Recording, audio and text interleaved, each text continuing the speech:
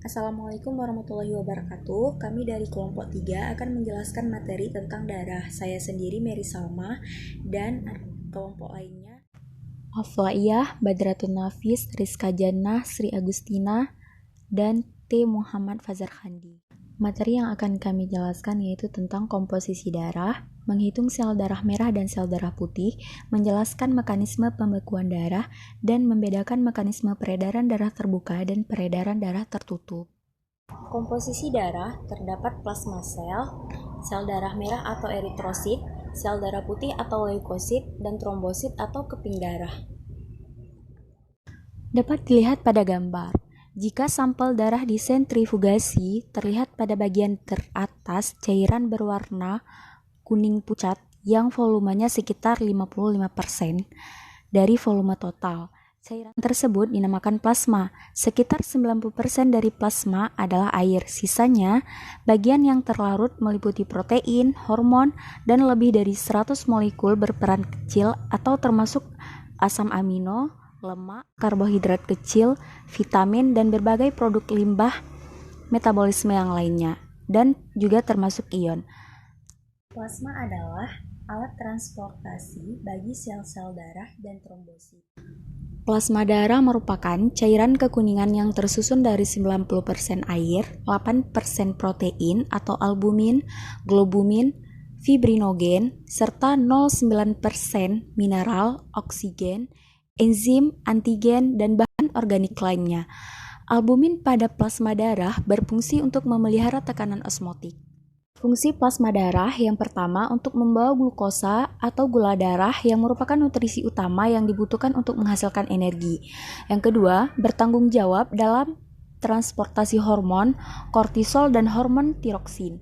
Yang ketiga, menyembuhkan luka dan menghentikan perdarahan melalui proses pembekuan darah.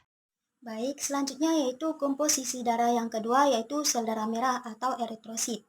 Eritrosit ini adalah sel darah merah yang bersirkulasi di seluruh tubuh dan menyalurkan oksigen ke jaringan tubuh. Pada manusia, sel darah merah ini berbentuk bikonkave atau cekungan ganda dan tidak mempunyai inti sel. Sel darah merah ini mengandung protein hemoglobin yang digunakan dalam transport oksigen.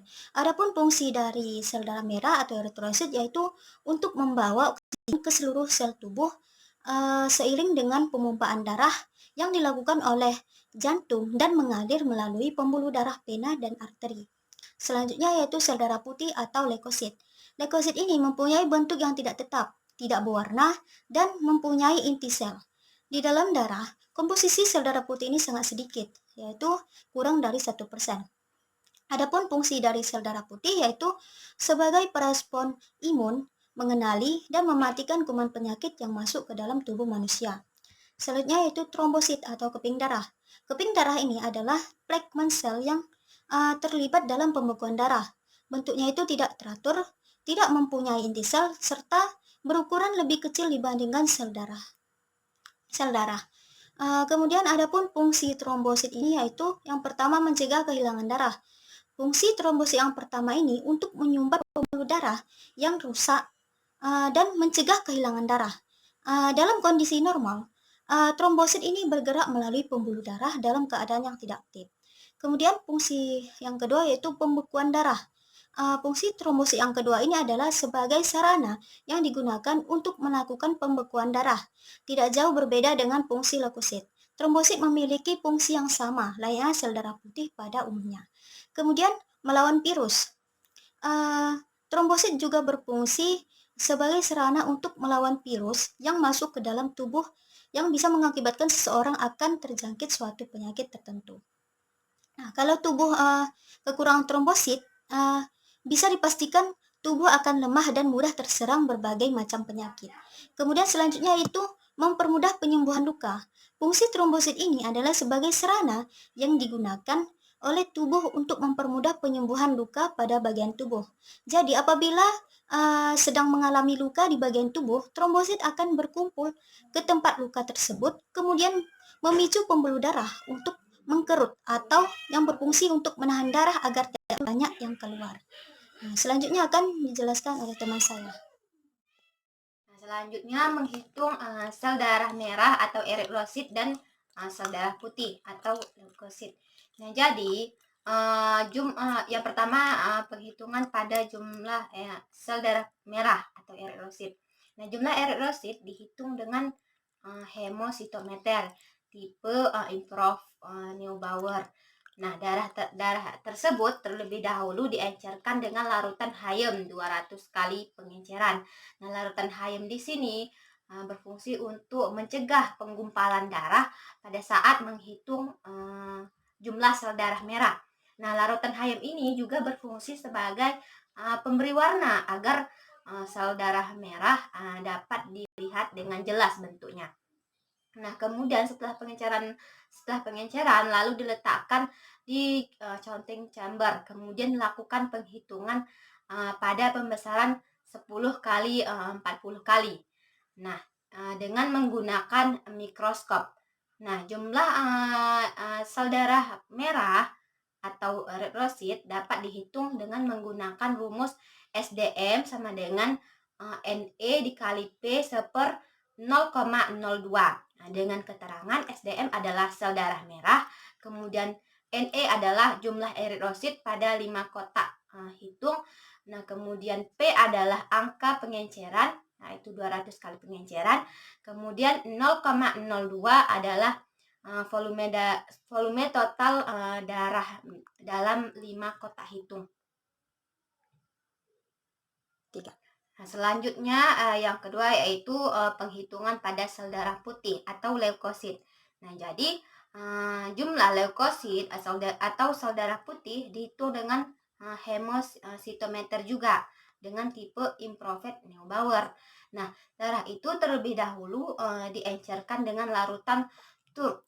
Nah, jadi larutan TURP ini berfungsi untuk atau sebagai penghancur atau untuk menghancurkan sel darah merah agar sel darah putih atau leukosit dapat dihitung. Nah, kemudian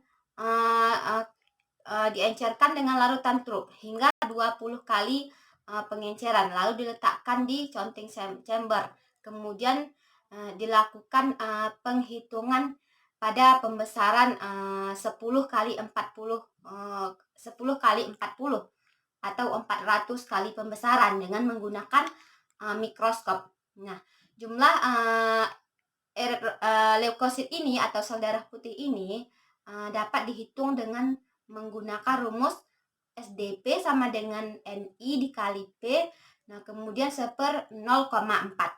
Nah, dengan keterangan SDP adalah sel darah putih, nah kemudian NI adalah jumlah leukosit pada 64 kotak hitung, kemudian P adalah angka pengenceran yaitu dengan 20 kali pengenceran. Nah, kemudian 0,4 adalah volume total darah dalam 5 kotak yang dihitung. Nah, selanjutnya yang kedua yaitu penghitungan pada sel darah putih atau leukosit.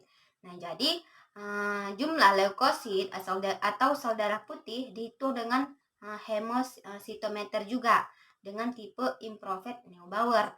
Nah, darah itu terlebih dahulu diencerkan dengan larutan TURP. Nah, jadi larutan TURP ini berfungsi untuk atau sebagai penghancur atau untuk menghancurkan sel darah merah agar sel darah putih atau leukosit dapat dihitung. Nah, kemudian diencerkan dengan larutan TURP hingga 20 kali pengenceran lalu diletakkan di counting chamber. Kemudian dilakukan penghitungan pada pembesaran 10 kali 40 atau 400 kali pembesaran dengan menggunakan mikroskop. Nah, jumlah leukosit ini atau sel darah putih ini dapat dihitung dengan menggunakan rumus SDP sama dengan NI dikali P, nah kemudian per 0,4. Nah, dengan keterangan SDP adalah sel darah putih, nah kemudian NI adalah jumlah leukosit pada 64 kotak hitung, kemudian P adalah angka pengenceran yaitu dengan 20 kali pengenceran. Nah, kemudian 0,4 adalah volume total darah dalam 5 kotak yang dihitung. Nah, Baik, selanjutnya saya akan menjelaskan tentang pembekuan darah. Pembekuan darah adalah proses hemostatis di mana sangatlah penting darah membeku dengan cepat ketika pembuluh darah mengalami kerusakan. Juga sama pentingnya agar darah tidak menggumpal ketika tidak ada kerusakan di pembuluh darah. Jadi proses dari pembekuan darah yaitu yang pertama, jaringan rusak melepaskan tromboplastin dan agregat trombosit melepaskan faktor trombosit yang beraksi dengan beberapa faktor pembekuan dalam plasma untuk menghasilkan protrombin aktivator. Yang kedua, dengan adanya ion kalsium, protrombin aktivator merangsang konversi protrombin yaitu inaktif enzim ke trombin yaitu aktif enzim. Yang ketiga, dengan adanya ion kalsium, trombin mengubah molekul fibrinogen protein plasma yang larut menjadi benang yang tidak larut yang disebut fibrin. Benang-benang fibrin membentuk anyaman yang menjebak sel darah dan menempel pada jaringan yang rusak untuk membentuk trombus atau bekuan darah. Setelah bekuan darah terbentuk, benang-benang fibrin menghasilkan gumpalan lebih kompleks dan menarik jaringan yang rusak lebih dekat dengan satu sama lain. Selanjutnya, fibroblast bermigrasi ke gumpalan tersebut dan membentuk jaringan ikat fibrosa yang memperbaiki darah yang rusak. Baiklah, nama saya Pak Dratun Nafis. Saya akan melanjutkan penjelasan tentang mekanisme peredaran darah, yang mana mekanisme peredaran darah ini terbagi kepada dua. Yang pertama peredaran darah terbuka dan yang kedua ada peredaran darah tertutup. Jadi peredaran darah terbuka ini yaitu dalam peredaran darahnya, darah dan cairan lainnya tidak selamanya beredar atau berada di dalam pembuluh darah. Darah menuju jaringan tanpa melalui pembuluh. Pada saat tertentu, darah meninggalkan pembuluh darah dan langsung beredar dalam rongga-rongga tubuh dan akhirnya kembali lagi ke dalam tubuh. Sistem peredaran darah terbuka ini terdiri dari jantung yang merupakan pusat peredaran darah, sejumlah sinus atau rongga, dan sejumlah arteri. Jantung terletak di bagian tengah belakang dada, berdinding otot tebal, berbentuk sadel atau tabung yang terbungkus oleh perikardium. Arteri merupakan saluran yang berasal dari jantung, mempunyai valve atau kutub-kutub yang mencegah darah masuk kembali ke jantung. Sekian yang dapat saya sampaikan. Selanjutnya tentang peredaran darah tertutup akan dijelaskan oleh teman saya. Baik, saya Teguh Muhammad Faisal Kandi ingin melanjutkan presentasi penjelasan dari teman saya. Jadi pada sistem peredaran darah terbuka terdapat 4 jenis arteri. Jadi pada sistem peredaran terbuka itu ada 4 arteri di dalamnya. Yang pertama arteri optalmik, 2 arteri atena, 2 arteri hati, dan arteri sirsa abdominalis. Jadi mekanisme peredaran darah tertutup. Jadi selanjutnya mekanisme peredaran darah tertutup. Peredaran darah tertutup adalah sirkulasi darah ke seluruh tubuh melalui pembuluh darah. Pada sistem peredaran darah ini, darah diedarkan melewati arteri dan kembali ke jantung melalui vena. Jantung dan saluran darahnya memiliki katup sehingga darah tidak mengalir kembali ke jantung. Aliran darah disebabkan oleh kontraksi lengkung jantung. Baik, cuma sekian yang dapat kami sampaikan. Lebih kurang kami maaf. Wabillahi taufiq wal hidayah. Wassalamualaikum warahmatullahi wabarakatuh.